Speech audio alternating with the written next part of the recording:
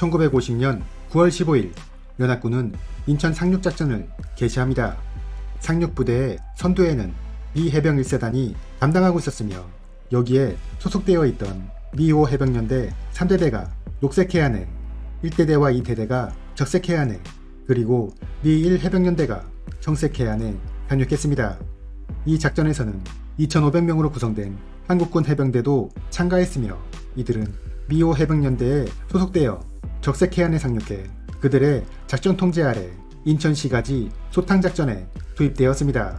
한국군 해병대 3대대는 경인철도의 남쪽 지역인 응봉산 일대와 도심 지역을 맡았고 1대대는 경인철도 북쪽의 공장지대를 담당하게 되었습니다.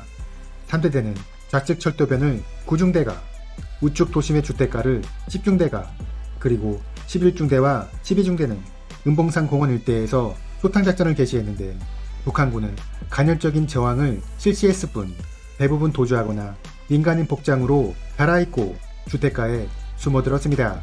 국군이 인천에 모습을 드러내자 집안에 숨어있던 시민들이 거리로 몰려나와 태극기를 흔들며 만세를 부르기 시작했고 일부 청년들은 숨어있던 북한군이나 구역자들을 찾아내 해병대에 인계했습니다. 3대대의 자축에서 수색을 실시한 1대대는 공장지대를 통과했기 때문에 적의 별다른 저항을 받지 않았고 최종적으로 동산공원에 진출했으며 3대대는 도화동에서 이날의 작전을 마치게 됩니다. 인천 시내 주요 시설을 장악한 한국군 해병대는 각 시설들에 대한 경비와 정찰 활동을 강화하기로 했으며 소탕작전 첫날의 전과는 북한군포로 181명이었습니다. 한국군 해병대가 인천시가지에서 소탕작전을 벌이고 있던 사이 선두에 있던 미 5 해병연대와 미 1 해병연대는 부평 지역에서 작전을 진행하고 있었는데 이들의 최우선 목표는 김포 비행장을 탈취해 항공 지원과 보급의 교두보를 마련하는 것이었습니다. 먼저 미 5 해병연대의 작전 상황에 대해 살펴보겠습니다. 9월 17일 한국군 해병대 3대대가 좌전방으로 진출해 연대의 측방을 방어하기로 했으며 5 해병연대 1대대가 우전방으로 그리고 2대대가 중앙으로 진출해 김포 비행장을 확보하기로 했습니다. 연대가 막 공격을 실시하려는 순간 전방에서 북한군 T-34 전차 6대와 보병 200여 명이 관측되었습니다. 미 해병 2대대 D중대는 즉시 매복을 실시하고 있다가 2.36인치 로켓포와 75mm 무반동 총을 발사해 이들을 모두 섬멸했으며 이 전투에서 아군의 피해는 부상자 1명이었습니다.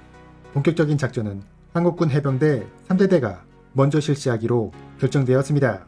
3대대장 김윤군 소령은 9중대를 자전방에, 11중대를 우전방에, 그리고 10중대를 중앙에 위치시켜 공격 대응을 취했는데 이때 11중대가 적의 기관총 사격을 받아 1명이 전사했습니다.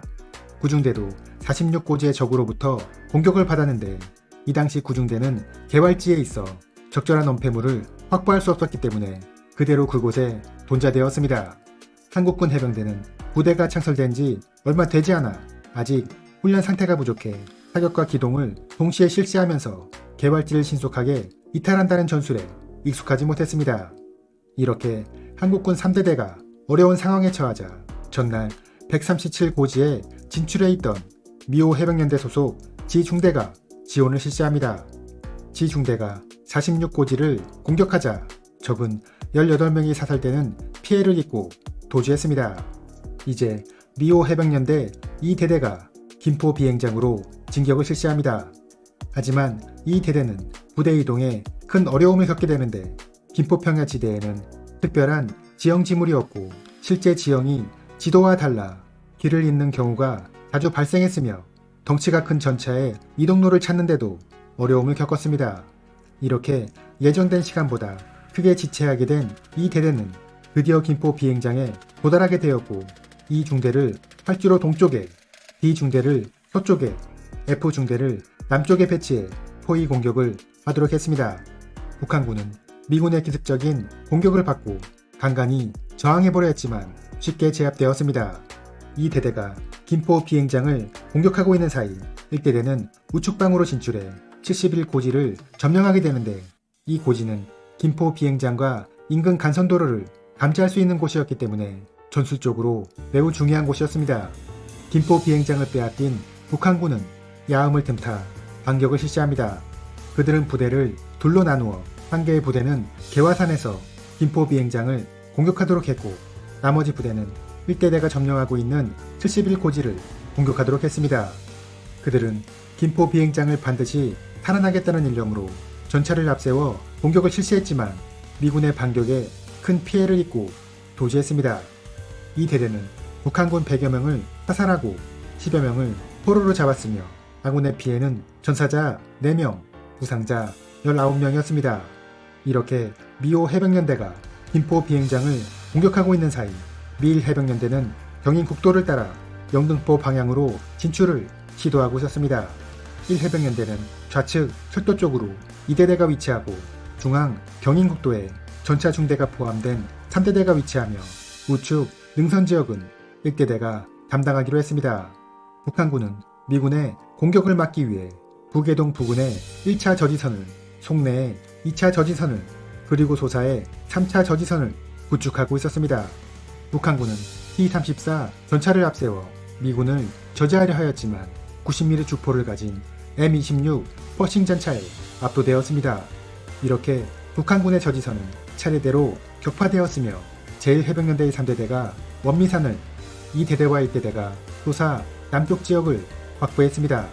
북한군은 도주를 하면서도 미군이 점령한 원미산 부근에 120mm 박격포 공격을 실시했으며 이 때문에 미 해병은 44명의 인명피해를 입기도 했습니다.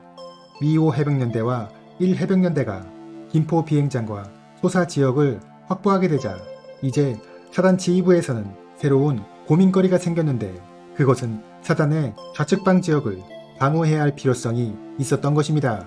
사실 미 해병 1사단은 상륙작전을 실시하면서 남쪽으로부터의 적 공격에 대비해 미 보병 7사단을 배치한다는 계획을 세워두고 있었지만 북쪽의 김포반도에 대해서는 특별한 계획을 세우지 않고 있었습니다. 그곳은 한강이라는 자연 장애물이 있었기 때문에 북한군이 쉽게 남하하지 못할 것이라고 생각했기 때문입니다. 하지만 항공정찰 결과 한강 하류 지역에 북한군의 움직임이 다소 포착되어 그에 대한 방어 계획이 새롭게 필요하게 되었습니다. 따라서 미 해병사단은 한국군 해병대 작전명령 16호를 하달합니다. 그것은 한국군 해병대가 인천 계산동 쪽으로 진출해 사단의 좌측을 방어한다는 내용이었습니다. 그리고 이에 대한 후속 조치로 미 해군의 사격 통제반을 배도시켜 한국군이 3대의 한포 지원을 받도록 했고, 사단에서는 연락장교로 해리슨 중령을 파견해 그가 사실상 작전장교의 임무를 수행하도록 했습니다. 한국군 해병대는 좌측에 1대대, 우측에 3대대를 배치해 진격을 실시했는데 계양산 부근에서 적과 소규모 전투를 벌이기도 했지만 전반적으로 별다른 저항 없이 목표 지역을 점령할 수 있었습니다. 이렇게 미 해병대와 한국군 해병대는 김포 비행장과 소사 지역을 확보함으로써 한강 도하 작전을 실시할 수 있는 기반을 마련하게 되었습니다. 이상으로 마치겠습니다.